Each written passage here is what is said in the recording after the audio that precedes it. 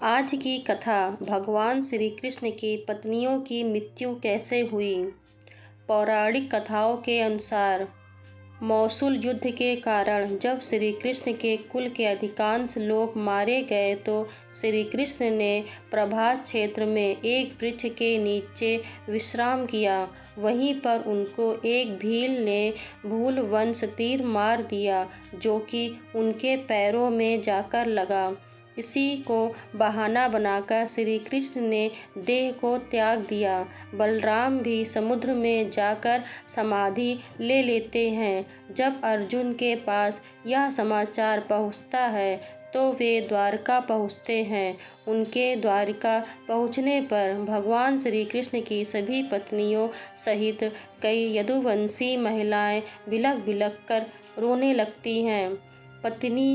पति और पुत्रों से हीन हुई इन स्त्रियों के अंतनाद को सुनकर अर्जुन भी रोने लगते हैं। उनसे उन स्त्रियों की ओर देखा नहीं जाता है। उनकी आंखों से लगातार अश्रुधारा बहने लगती है। यशुवंश की सभी स्त्रियां अर्जुन को घेर कर इस आस में बैठ जाती हैं कि अब हमारे बारे में कोई तो निर्णय लेने वाला आया।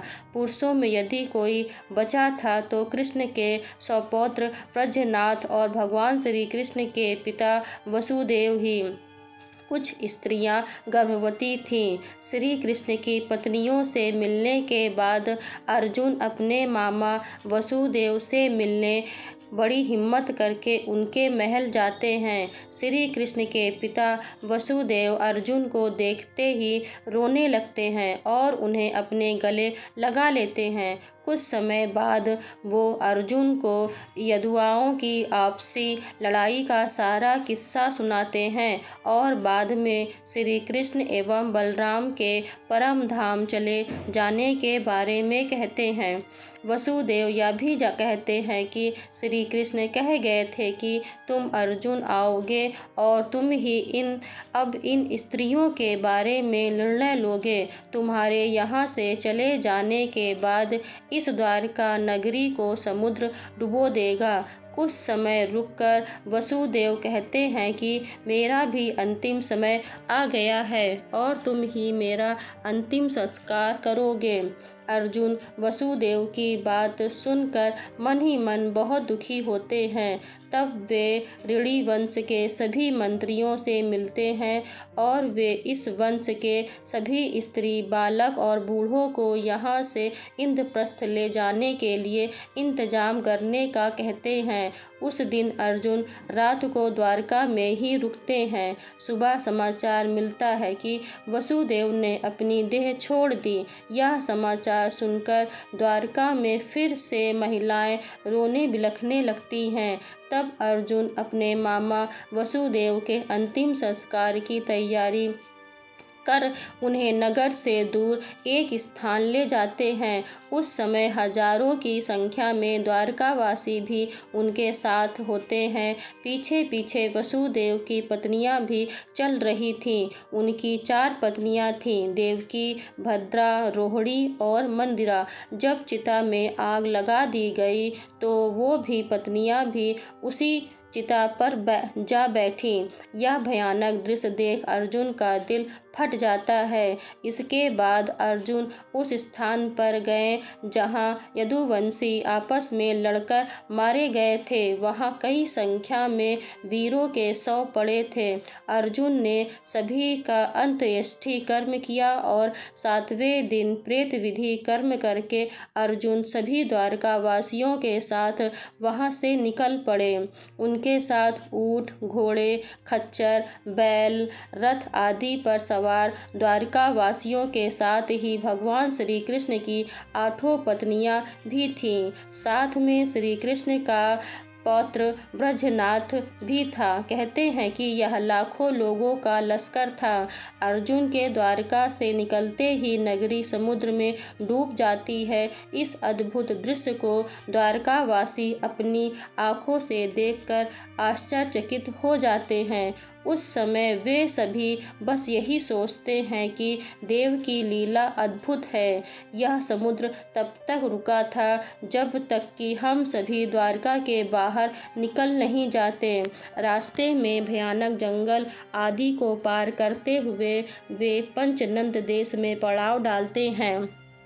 वहाँ रहने वाले लुटेरों को जब यह खबर मिलती है कि अर्जुन अकेले ही इतने बड़े जनसमुद्र को लेकर इंद्रप्रस्थ जा रहे हैं तो वो धन के लालच में वहाँ धावा बोल देते हैं। अर्जुन चीख कर लुटेरों को चेतावनी देते हैं, लेकिन लुटेरों पर उनकी चीख का कोई असर नहीं होता है और वे लूटपाट करने लगते हैं। वो सिर्फ स्वर्ण आदि ही नहीं लूटते हैं बल्कि सुंदर और जवान महिलाओं को भी लूटते हैं। चारों ओर हाहाकार मच जाता है। ऐसे में अर्जुन अपने दिव्य शास्त्रों का प्रयोग करने के लिए स्मरण करते हैं, लेकिन उनकी स्मरण शक्ति लुप्त हो जाती है। कुछ ही देर में उनके तर्कस के सभी बाण भी समाप्त हो जाते हैं। तब अर्जुन बिना शास्त्र से ही लुटेरों से युद्ध करने लगते हैं, लेकिन देखते ही देखते लुटेरे बहुत सा धन और स्त्रियों को लेकर भाग जाते हैं। खुद को असहाय पाकर अर्जुन को बहुत दुख होता है। वो समझ नहीं पाते हैं कि क्यों और कैसे मेरी अस्त्र विद्या लुप्त हो गई। जैसे तैसे अर्जुन यदुवंश की बची हुई स्त्रियों व बच्चों को लेकर इंद्रप्रस्थ पहुँचते हैं। यहाँ आकर अर्जुन भगवान श्री कृष्ण के पौत्र व्रज को इंद्रप्रस्थ का राजा बना देते हैं। बूढ़ों, बालकों व अन्य स्त्रियों को अर्जुन इंद्रप्रस्थ में रहने के लिए कहते हैं। इसके बाद ब्रज के बहुत रोकने पर भी अकुर जी की स्त्रियां वन में तपस्या करने के लिए चली जाती हैं। भगवान श्री कृष्ण की 8 पत्नियां थीं, जिसमें से रुक्मणी और जाम्बवती अग्नि में प्रवेश कर जाती हैं। सत्यभामा तथा अन्य देवियां तपस्या का निश्चय करके वन में चली जाती हैं। गंधारी, सौम्या, हेमवती आदि का अग्नि में प्रवेश करने का उल्लेख मिलता है। श्री कृष्ण की पत्नियां सत्यभामा, जाम्बवती, रुक्मणी, कालिंदी, मित्रविंदा, सत्या, भद्रा और लक्ष्मणा थी। भगवान कृष्ण के वंश के बचे हुए एकमात्र यशुवंशी और उनके पोते का पुत्र व्रज को इंद्रप्रस्थ का राजा बनाने के बाद अर्जुन महर्षि वेदव्यास के आश्रम पहुँचते हैं। यहाँ आकर अर्जुन ने महर्षि वेदव्यास को बताया कि श्री कृष्ण बलराम सहित सारे यदुवंशी कैसे और किस प्रकार समाप्त हो चुके हैं। तब महर्षि ने कहा कि यह सब इसी प्रकार होना था, इसलिए इसके लिए शोक नहीं करना चाहिए। अर्जुन यह भी बताते हैं कि किस प्रकार साधारण लुटेरे उनके सामने यदुवंश की स्त्रियों का हरण करके ले गए और वे कुछ भी न कर पाए। इसके बाद किस तरह श्री कृष्ण की पत्नियों ने अग्नि में कूदकर जान दे दी और कुछ तपस्या करने चली गईं। वीडियो अगर पसंद आया हो तो वीडियो को लाइक और चैनल को सब्सक्राइब करें और अपने दोस्तों के साथ शेयर करें और कमेंट बॉक्स में जय माँ लक्ष्मी ज़रूर लिखें। जय माँ लक्ष्मी। धन्यवाद।